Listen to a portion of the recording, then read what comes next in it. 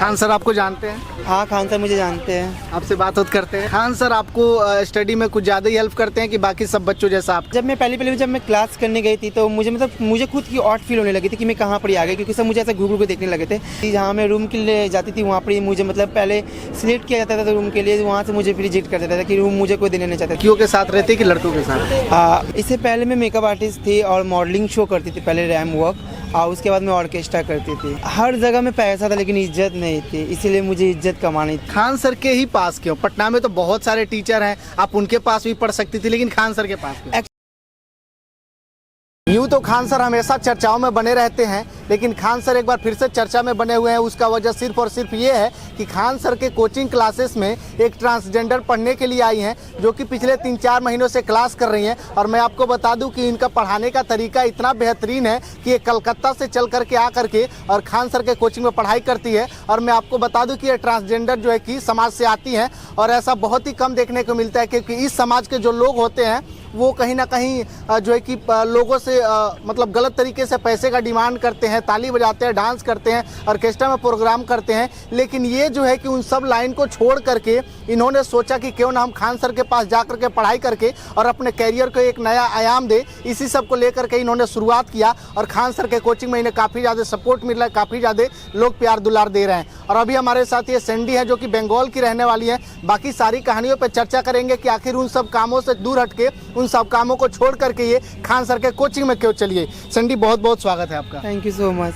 Sundry, ये बताइए कहाँ की रहने वाली हैं? बंगाल की। तो ऐसी क्या खान सर में दिख गई कि आप वो बंगाल से पटना चली आई?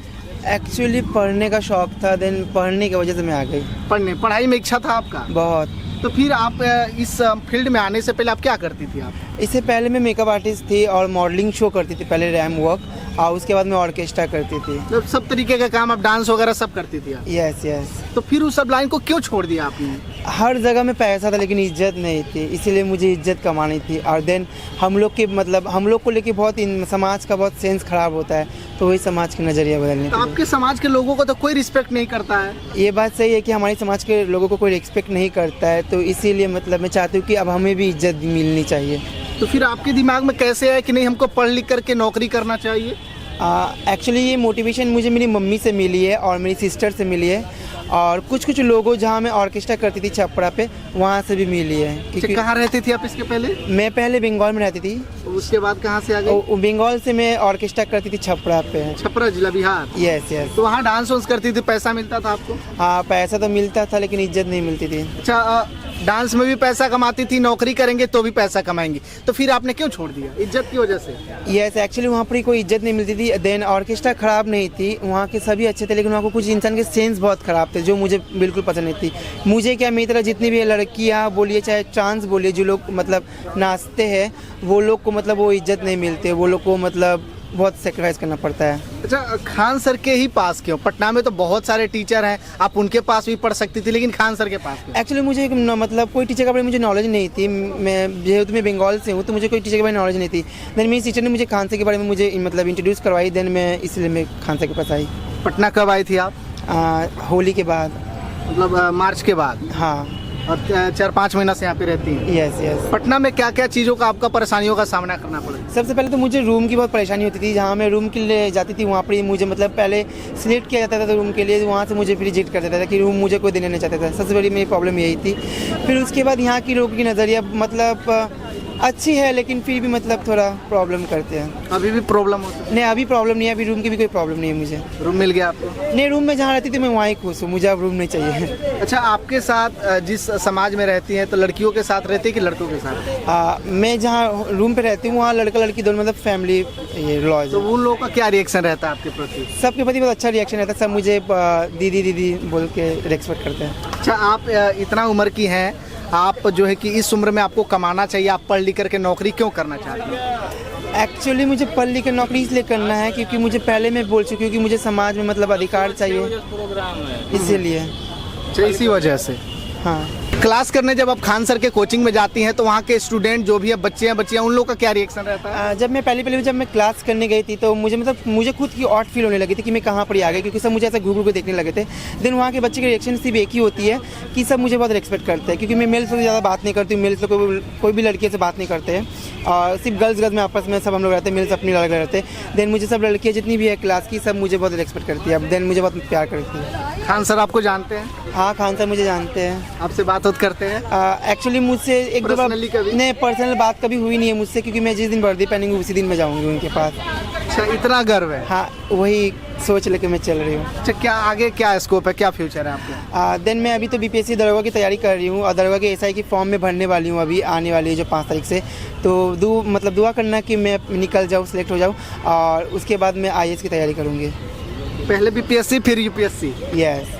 देखिए, ये सबसे बड़ी बात है, क्योंकि ये जिस जो है कि समाज से आती है उस समाज के लोग पढ़ना ही नहीं चाहते, और कुछ लोग पढ़ना भी चाहते हैं, अगर उनके अंदर अगर दृढ़ मतलब कोशिश हो, प्रयास हो, तो वो लोग पढ़ नहीं पाते, क्योंकि उन लोगों के स्कूल में एडमिशन नहीं मिल पाता, जिसके वजह से उन लोगों का करियर बर्बाद हो जाता है। उसके बाद से ऐसे लोग अगर पढ़ना चाहते हैं तो उन लोगों को यही सारी परेशानियों का सामना करना पड़ता है। अच्छा, आपको शुरू में पढ़ाई कहाँ तक आपकी बेसिक? एक्चुअली मैं क्लास एमए कर रही हूँ अभी, बंगाल से मैं एमए भी चल रहा है मेरा, मास्टर ऑफ आर्ट्स ईवीएस पे, एनवायरमेंट साइंस पे मेरी एमए चल रही है। मेरा फर्स्ट सेमेस्टर कंप्लीट हो चुकी है, सेकंड सेमेस्टर की ये चल रही है। हम पहली बार अपने लाइफ में, वैसे तो सैकड़ों किन्नर से मिले होंगे, लेकिन आप पहली हैं जो मास्टर डिग्री कर चुकी हैं। Thank you. अभी पीएससी की तैयारी कर रही हैं? यस। वाकई में एक गर्व की बात है। आपको कब पता चला, घर वाले कैसे मतलब अलग कर दिया आपको? एक्चुअली मुझे घर वाले अलग नहीं किया ना, मुझे फैमिली को अलग किया है। मैं फैमिली के साथ ही रहती हूँ। मम्मी पापा मुझे, मतलब मेरे पापा नहीं है, मम्मी बहुत सपोर्ट करती है। मेरी मम्मी सपोर्ट करती है बहुत। तो कमाती थी तो घर पे पैसा वगैरह देती थी? नहीं, पहले जब मैं कमाती थी घर में पैसा नहीं देती थी। वो पैसे से कभी मेकअप खरीदना या अपने कपड़े जो कुछ होता था कभी पूरा। हाँ, कभी कभी मतलब घर में देती थी, नहीं तो बाकी देती नहीं थी, और बाकी पैसे बचते भी नहीं थे। और अभी पढ़ाने का जो खर्च होता है वो कौन मैनेज करता है? अभी पढ़ाने का खर्च मम्मी मैनेज करती है। तो एक समय था जब खुद कमा करके मम्मी को देती थी, और आज एक ऐसा समय आ गया जब मम्मी से पैसा लेके पढ़ाई करती है। जरूर, और उसके बाद भी मम्मी को मतलब कमाऊंगी, जब मम्मी को ही दूंगी, मैं मम्मी को देखूंगी। अच्छा, आपको लगता है कि आपके अंदर वो प्रतिभा है, वो इच्छा है कि आप क्लियर कर सकते हैं बीपीएससी? ऑब्वियसली, क्योंकि कोई एक बार में कोई सीढ़ी नहीं चढ़ पाता, वो स्टेप बाय स्टेप ही चलता है। देन मुझे भी विश्वास है कि यहाँ पे जितने भी विद्यार्थी को मैं देखी हूँ, सब 4 साल बाद मतलब वो लोग एग्जाम क्लियर करते हैं। देन मुझे भी विश्वास है कि मैं 1-2 साल के अंदर ही कर दूँगी।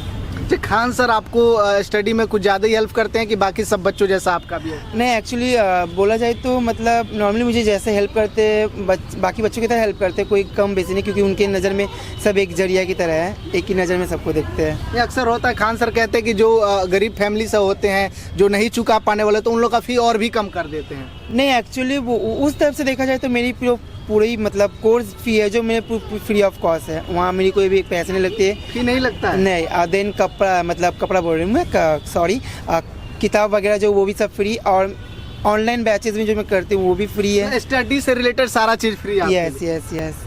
अच्छा, ये बताइए, जब 5 महीना पहले आई तो बहुत सारी परेशानियों का सामना करना पड़ा था, उस समय आपका कौन हेल्प किया था? उस समय जब मैं यहाँ पर आई थी तो मैं मतलब छपरा में जो मेरे फ्रेंड रहते थे उसके साथ ही मैं यहाँ पर आई थी। देन वो तो मुझे बोल के मतलब रख के चले गए थे, देन मैं अपनी अभी हैंडल करी थी सब कुछ। अचानक आपके दिमाग में कैसे आ गया, उस काम को अचानक कैसे छोड़ दिया आपने? मुझे अचानक वहाँ से इस टाइम से आया था, क्योंकि जब मैं ऑर्केस्ट्रा करती थी तो जब हम लोग की जब पिकअप गाड़ी जाती थी तब मुझे हर कोई, मतलब मुझे क्या, मेरी तरह जितने भी सबको देखते थे, सब कोई समाज के लोग हम लोग को सबको बोलते थे छक्का, लौंडा, हिजड़ा। देन मुझे वो सब नाम से बहुत चिढ़ थी, क्योंकि मुझे भगवान ने बनाया था। देन मेरी माँ बाप ने मुझे अलग नाम दी थी, लेकिन समाज ने मुझे अलग नाम दे दिया, मतलब मेरी तरह जितनी भी है सबको समाज ने अलग ही नाम दे दिया। देन इसीलिए मैं वही टेंडेंसी को छोड़ना चाहती थी। अच्छा, आपको लगता है कि आप जब किसी पोस्ट पे जाएंगी तो आपको लोग इस समाज से जोड़ना बंद कर देंगे?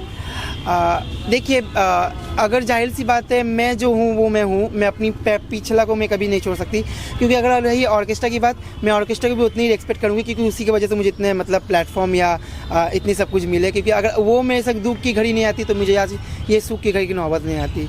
कभी कभी खान सर पढ़ाते हैं तो एकदम खाँटी भोजपुरी में भी शब्द, मतलब भोजपुरी भी बोलते हैं, तो खान सर का भोजपुरी समझ में आता है? एक्चुअली मुझे बचपन से भोजपुरी समझ में आती है, क्योंकि मैं बंगाल में रहती, तो मैं अगल बगल के जितने मेरे नेबर से सब बिहारी थे, तो मुझे बचपन से भोजपुरी समझ में आती है।